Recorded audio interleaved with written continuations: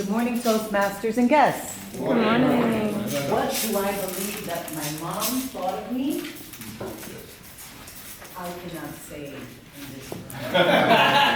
Because I'll tell you, I was a handful. If I was anything like my daughter was when she was born, I don't think there was anything that could pacify me, because my daughter is a chip off the old block. My daughter would cry constantly, whether she was fed, whether she was changed, whether she was tired. So that being said, I think that I was pretty bad.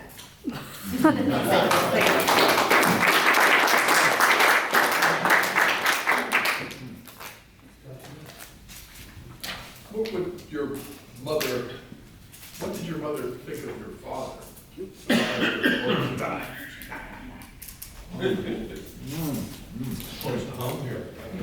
Well, I am assuming there was a certain amount of pacification involved, due to the fact that I am here. She must have thought very highly of him, at least at that point in time. What did she think of him? She was old school, and so was my dad. And she believed that the husband should be the leader of the family. Now, a lot of people think, oh, no, man's not a leader, not in charge. Because a leader serves and comes underneath the members of the family. A leader comes underneath the wife and serves and loves her and takes care of her and is her champion. And in turn, it's the wife's job to love, serve, and champion the husband. And together, that's what turns them into mothers. Because you want to raise a family, and you want to share that love, and you want to see that love go on to the next generation. Thank you. Thank you.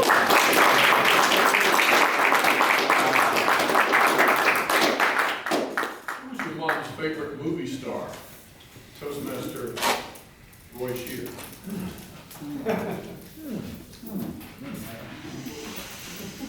Good morning. Good morning.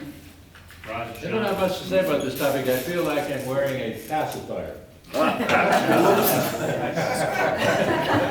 Which in England is called the dummy. Go. Her favorite actor was Burt Lancaster. Yes. And I think her favorite movie was Airplane. Where Burt had a key role, of course. He was, if you've seen the movie, I'm sure most of you have, it came out about 50 years ago. He saved a plane load of people. My mother thought he was always the most handsome man in the world. My father disagreed, but her favorite actor, Burt Lancaster. Thank you. Toastmaster. Did you ever play a prank on your mom, or she on you? Toastmaster Sean Tucker. Thank you, Dave Toastmaster. I didn't really play a prank on my mom, but I was the youngest of 5, and there was they progressively did better. My older siblings were terrible, awful, in trouble all the time. By the time they got to me, I had free range. It was, don't go to jail, graduate high school, you're a winner. That was it. And at one point, she allowed me, when I was 16, to borrow her car, which was never, no, and it wasn't even a nice car. It was a 78 Granada. But no one got to borrow Mom's car. If you're going to borrow a car, you borrow Dad's old Peter Falcon. But she let me borrow her car because I had a hot date, and I take this girl to a party, and it's at this little house kind of almost in the woods, and there's a big field of parking, and everyone pulls in and lines up, and I'm one of the first ones there, and I can't get out when it's time to go. And I gotta leave. I gotta be home on time, because if I'm not home on time in Mom's car, the caca is gonna hit the oscillating device. So I get the date in the car, and I drive over the shrub palms, and through the ditch, and out the other side, and I make it home right on time. And the next morning, my dad gets up early, because that's what he did, and he says, "What did you do to your mother's car?" I have no idea, and I go out there, and there are plants with root systems and everything still hanging off the bumper of the car. She was not happy. I did not get to borrow the Granada again. Thank you.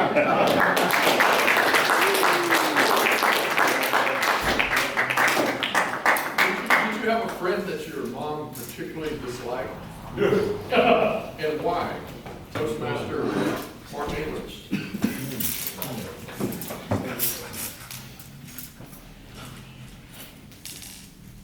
My mother was the kind of person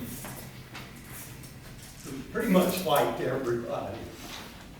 She didn't dislike a lot of people, but there was a time when we went over to my friend Rick Wendell's house. And Rick had this garage, and up in the garage was an attic. And in the attic was a pack of cigarettes that Rick had found on the road. So we're like, let's fire those dogs up. And we did. And Rick's dad was a proponent of the Playboy magazine. And Rick had swiped several of them from his dad's hiding spot. So we were up there smoking cigarettes, looking at Playboy magazines. And when I got home, I don't know why, but my mother knew something happened. I didn't tell her. I think she smelled the smoke or something, or saw something about me, but that's what happened.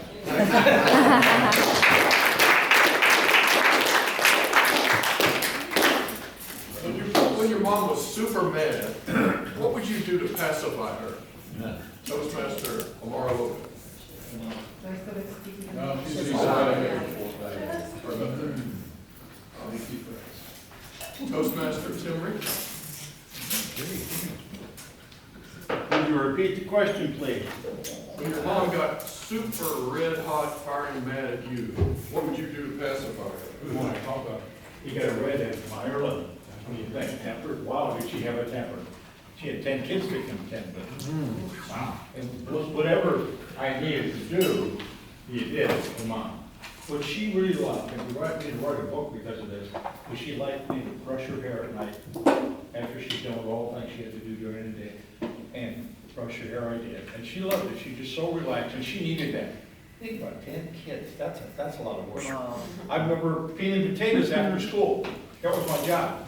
A 5-gallon bucket of water.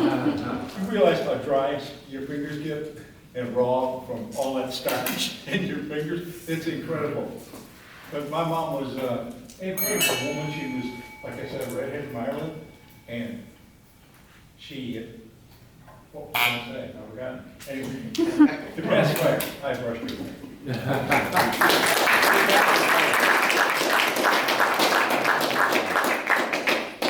Tell us about your grandmother, Toastmaster Wendy Cummer. Lily. Lily. I'm sorry, what is your question? Tell us about your grandmother. My mother, I have a very little memory about her. She died when she was 60 years old. And I remember she had a very small, tiny feet. The old time, the ladies, when they make the 3-4 years old, they started to use the cotton to make the feet very, very small. I remember one time my grandmother, she was very discriminated against me because I'm a girl.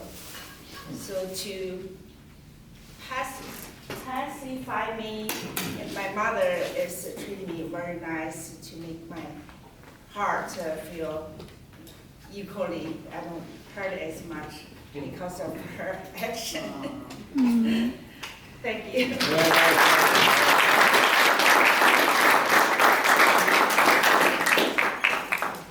In what era and where did your mom grow up?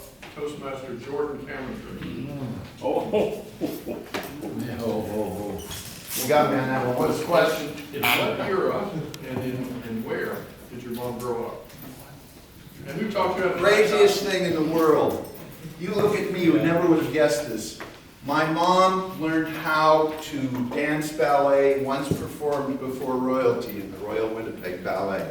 She learned how to cook at Le Cordon Bleu, sailing across the Atlantic right after World War II. She graduated 2 years early from high school. She has houses that she's designed in coffee table books. She was a docent at the Ringling for over 30 years. That's how she grew up. I once asked her, Mom, you were all these incredible things. You know, and you could do anything in the world you wanted to. And then you went ahead and you cranked out 5 kids. Would you still have gone and done it, if, looking back, if you could do it all over again? And to pacify me, she said, oh yes, dear. I just would have had different ones.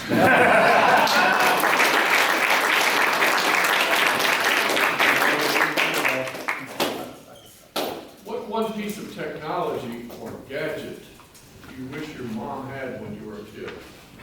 Toastmaster Gio Rivera.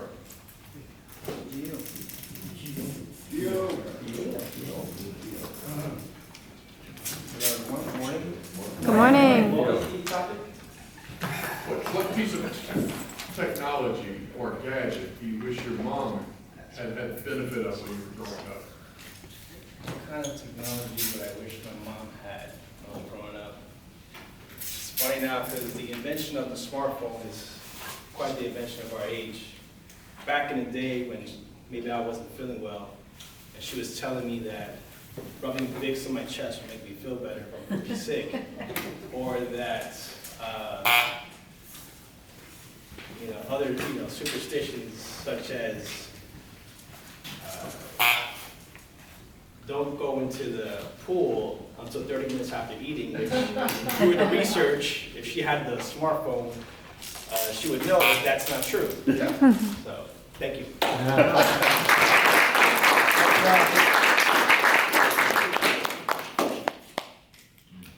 Was your mom strict or lenient? Toastmaster Reese, maybe? Mbe. Teresa I like the Mbe. baby part, it's so cute. There's baby. Hello, everybody. Hey, Morning. What is the question? Was your mom strict or lenient? My mother was the most amazing, she's still alive, amazing human being I've known ever in my life. She was the strongest woman I grew up seeing. Being from a different country, different tradition, different religion, she always told me, do whatever you want, do not care what they say. So, one day, quickly, I joined a band trying to rap, and I sucked at it. And the neighbors came to her and like, how can you let her rap? She's a woman, she's a girl, she's not supposed to be with guys wandering around. And to pacify me, instead of yelling at me and beating at me, which is what we do in my country, she said, just make sure, next time you go, put on some crop tops and your brother's baggy jeans. Thank you.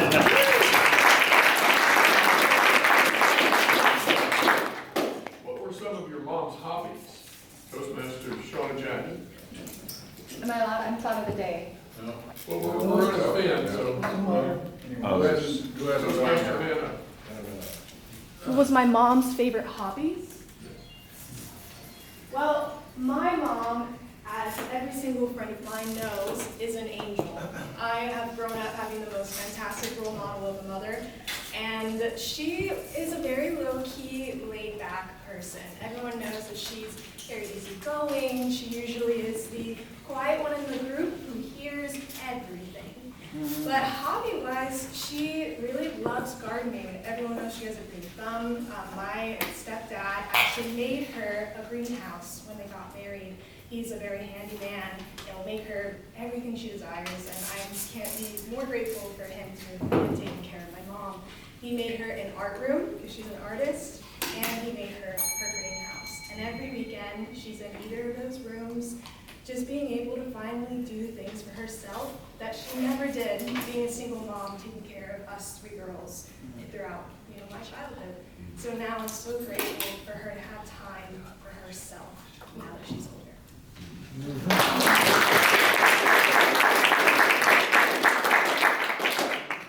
Corporal punishment, timeout, and if it's corporal punishment, what's the most outlandish implement your mother ever whooped you with? Toastmaster enforcement.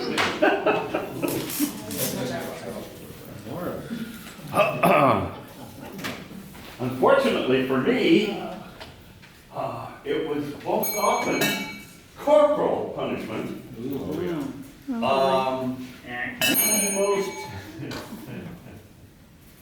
The most unusual device used to punish me, I believe, was the buckle of my father's belt. And fortunately, it was not intentional, so I couldn't claim abuse. But the belt slipped and caught me with the buckle. I wore a welt on my backside for about a week. Oh my gosh. But other than that, to pacify my mother, I tried to behave, but not always successfully.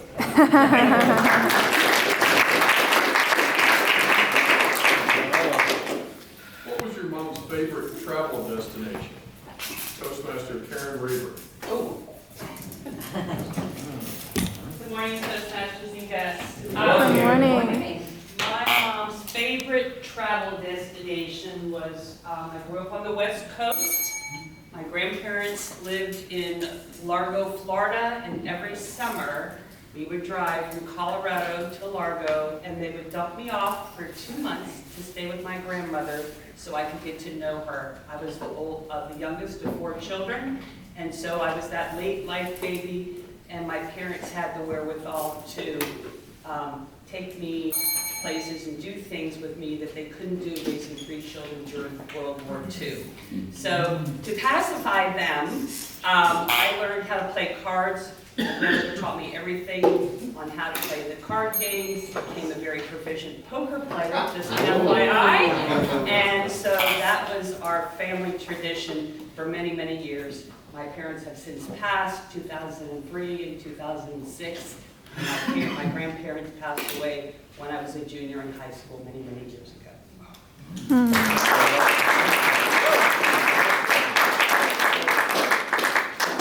Tell us about your most embarrassing moment in front of your mom. Oh no. Toastmaster Benjamin Enrique.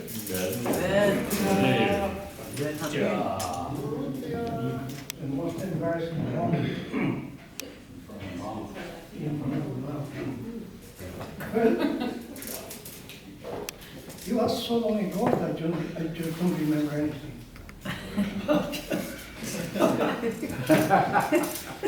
But the most embarrassing probably was at the time that my mom used to check my high school grades. And I just didn't want her to see it because I had punishment. But the punishment that my mom inflicted was not similar to a friend back there. No. She never even spanked us. She probably deprived us from having lunch at the usual time or something like that. But very benign. I think she lived a pacified life. And I remember her dearly because we were treated well. There were some times when parents are so violent, children inherit that same trait. So she was very kind to all of us, and I hope that I inherit that trait.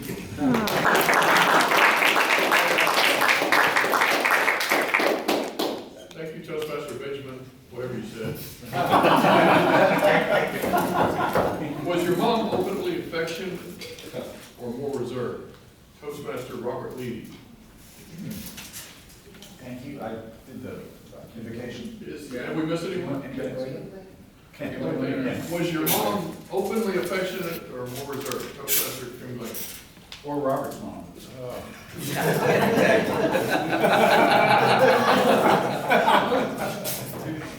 That leads to the embarrassing part. I can remember everything, whether it happened or not. And I don't remember my mother being reserved, more affectionate. But as far as embarrassing moments go, I want to talk about my grandmother. When I was married the first time, the night before my wedding, I slipped and fell and fractured my ulna. Oh. They couldn't put it in a cast, they had to put it in a sling and give me painkillers. So from the night before the wedding, when people saw me at rehearsal dinner, until the next day when they saw me in the church to get married, suddenly I had a sling on my arm. And I'm wondering, what in the heck happened to him? Was it a shotgun wedding? Was it... Get up there. So anyway, at the reception, I was taking painkillers and drinking alcohol, which is a bad combination. And they walked up and my grandmother says to me, "Kim, how are you going to manage?" I said, "What do you mean?" She said, "Tonight, how are you going to manage? Your arm is broken." And I said, "Grandma, I'll be fine." And she goes, "Well, I want you to remember that a gentleman puts his weight on his elbows."